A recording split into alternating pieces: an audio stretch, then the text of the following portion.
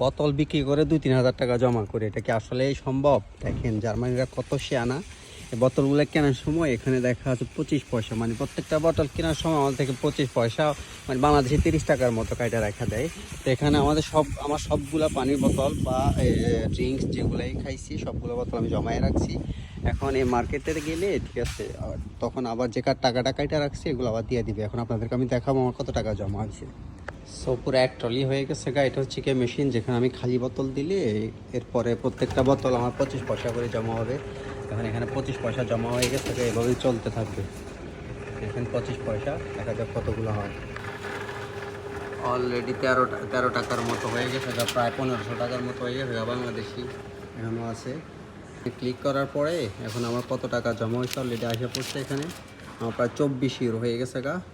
24 euro সময় বাংলাদেশে প্রায় 3500 টাকার মতো হয়ে গেছে গা, শুধু বোতলের পয়সা যেগুলো আমি পানি খাইছি বাসায়। দেখেন ছোটোখাটো বাজার করতে আসছি আজকে, বাজার হয়ে যাবে গা বোতলের টাকা দিয়ে। এটা আসলে আশ্চর্য। আমি সবগুলা বাজার এখন করছি, দুধ, ডিম, কলা, রুটি, এরপরে যাই হোক যাই আমার লাগে সবগুলা কিনছি। দেখা যাক কত আসে। বুঝলো, আমার এখন 34 টাকা আসছে, মানে 21 টাকার মতো। আমার এখানে 24 টাকা। এখন এটা যদি তারা করে পাঞ্চ করে অলরেডি আমাকে আরও 4 টাকা ফেরাই দিবে। আমি দিয়ে দিছি। হ্যাঁ, এখন এটা পাঞ্চ করছে,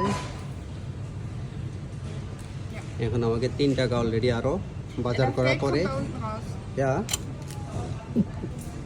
আমাকে 3 টাকা অলরেডি আরও ফেরাই দিচ্ছে। পুরো যে বাজারটা আছে বাজারটা আমাকে ফ্রি করা হয়েছে। ভালো না অনেক সিস্টেমটা?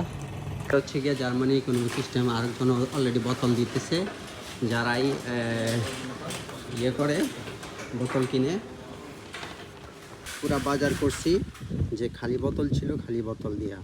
ঠিক আছে, এগুলো হয়তো আমাদের দেশ হইলে বা বাইরে হইলে এটা পালাই দিত, পরিবেশ দূষণ হইতো, যাতে পরিবেশ দূষণ না হয় নাই।